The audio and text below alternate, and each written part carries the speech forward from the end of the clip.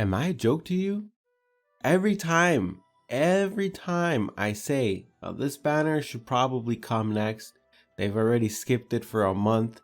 It's definitely this banner, and if it's not this banner, it's the banner that came after it. Nah, let's just keep skipping. And it's the weirdest thing too, because they're skipping a spear with DC 1 for another spear with DC 1. So I don't think it's really a balancing issue at this point. What are they skipping Snow White Paladin for? And while we're on that topic, I need you guys to go vote for Snow White in the voting competition. If you guys vote for anyone other than Snow White, I will have to find you. I can't say what I'm going to do if I find you, because that might be against YouTube TOS, but I'm going to find you. Anyways, on to Red Riding Hood Paladin. She actually does come with 700 M attack, so the usual, the nice, the very good. Kind of want this automatically anyways as a Paladin user. Obviously on top of that you do get the extra 100 HP. Not much on the HP side, but it's fine.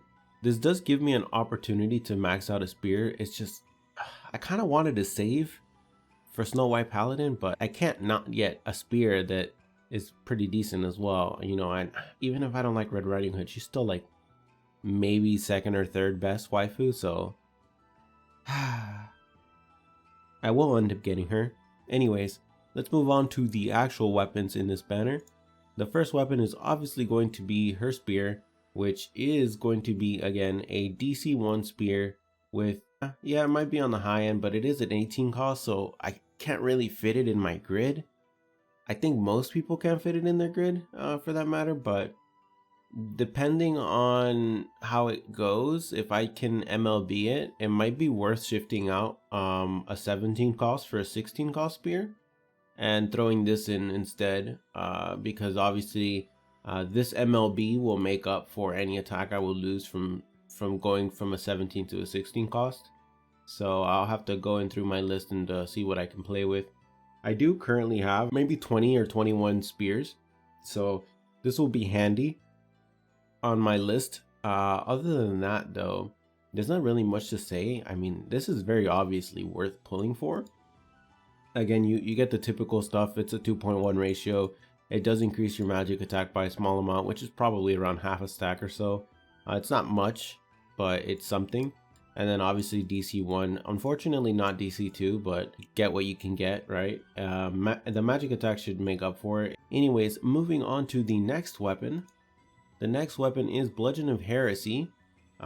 This actually, I mean, it does have good physical attack, 2375. Obviously you have the typical, I'm gonna go ahead and assume it's a 2.1 ratio because that is the standard for AoE weapons.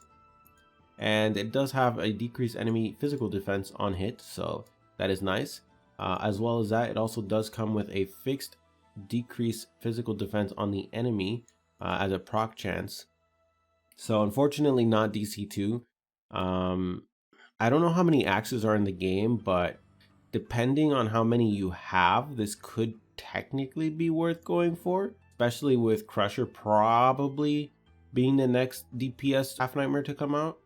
But since that's probably like 4 months away, I don't know if it's necessarily worth it. I think within the next 4 months, you should have a decent chance of filling out the axe spaces in your grid pretty decently. Even if you have to grab some SRs, I think if you have like 9 or 10 already, I think you can probably get that up to 20 by 4 months from now anyways. So I see no real reason to have to pull for this if you don't need it. Unless of course, obviously you are in a situation where you can MLB it, in which case it could be decent. But I would personally, if I was a physical DPS, I would probably take a look at my own grid and see what this replaces and whether or not it's worth replacing. In terms of my physical grid, I do have 9 axes if I'm not mistaken. I don't think I would pull for this if I was a physical DPS with my current weapons. I would probably just hold off for a better axe. And I know it's not called an axe, but I like calling it because I'm poking fun at Nat. So yeah, I wouldn't really pull this, but I don't think the weapon necessarily at the current state of the game is bad per se. It's not really worth the probably. I don't think this one is going to be I don't think this one's going to be a guarantee SR or anything like that, so it's going to be pretty pricey in terms of crystal to get. I don't think it's necessarily worth it to pull for that. Anyways, moving on to the next weapon. The next weapon is going to be a book. Decreased magical defense 1. Targets massive amounts. It does come with this. But executing commands. You know what? I think someone tried to explain what this meant, and I completely forgot what you guys said. I'm sorry. I don't remember how this works, but I don't think this is the ones that requires you to attack. I don't think this is one of those. I think this works as long as you're hitting, right? So depending on how it works, someone in the comments, feel free to say, not for me because I'm obviously gonna just forget it again, but for the other people, if this requires you to attack, meaning it only activates when you're using orbs, then it's not worth pulling for just for this. But the main skill is actually pretty good right now if you have magic DPS in your guild, just from the virtue of magic DPS currently being by far the best DPS in the game. You guys can argue against that, but it's just a fact. Unless of course you are a whale, in which case probably Axe Grid might be doing you pretty good right now. But other than them, actually even them, I think Half Nightmares might still do more. It's just if you go Half Nightmare, you kind of fuck yourself over for Shinmas, right? But depending on how whale you are, that might be okay. Usually I do see whales on the like hybridish kind of builds. Not quite solid, mostly axes, but they still have enough for Shinmas.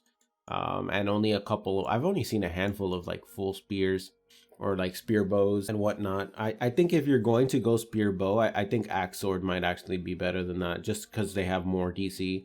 That's just my personal opinion, of course, but if you're going to go something for Shinma and you're whaling, I think axe sword is a little bit better than spear bow. Anyhow, yeah, I don't think this is necessarily a bad weapon. I think it's fine. Obviously it will help me do more damage, so do keep in mind I am a little bit biased there. If you decrease the enemy magic defense, I will clearly do more damage. But yeah, I wouldn't really say this is like a great skill though. Again, you guys know how I feel about AoEs. You guys can disagree, that's fine. I personally think that reducing AoEs overall is probably better, and even if not AoE, I would at least like to see it being 2 defenses to 1 enemy. And that mostly just comes down to really like helping my other DPS out. Like if I'm not focusing a target, I would rather do that. For example, usually I'm not focusing the highest HP target, the whales. Usually I'm not focusing them. I'm usually focusing the lowest effective HP, basically. I'll be focusing them, and if my Sorks are focusing on the whale DPS, which is usually okay, if you're focusing them and decreasing their defense for my other teammates to do damage, it still helps me with my AoE when I do occasionally hit them. It would be nice to not hit them for like 30% less damage. So there's that kind of stuff and whatnot. But yeah, overall I think this is probably going to be a decent pull for Sork, and that just comes down to you guys not having any weapons. You guys are so unfortunate. Don't worry, you guys will get another banner eventually. And the final weapon is going to be an orb. No.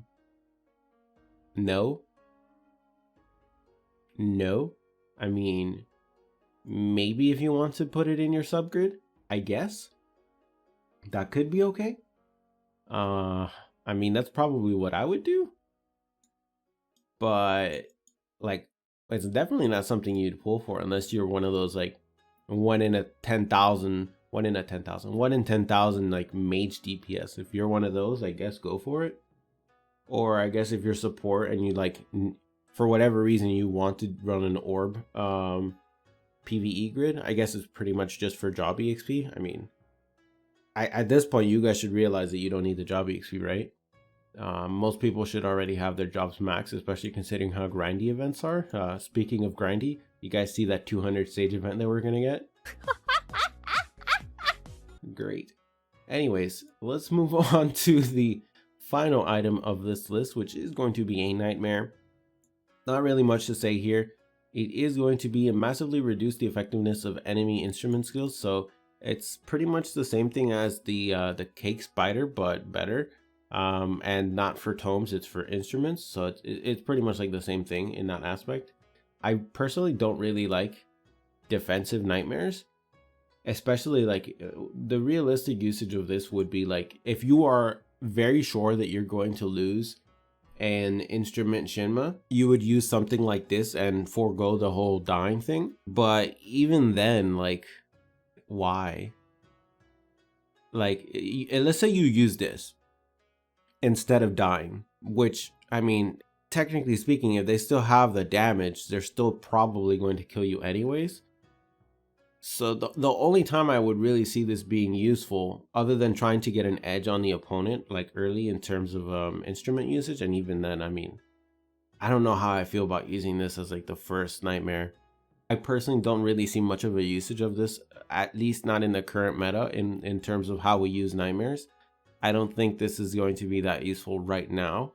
Of course, I could be wrong. Someone could think of some like big brain strategies. I personally don't see anything really that I could use this for in my guild right now. But that is all just my personal opinion anyhow, so if you guys disagree or agree, feel free to let me know in the comments down below. Give me your thoughts on the banner, on the weapons, whether or not you are going to pull.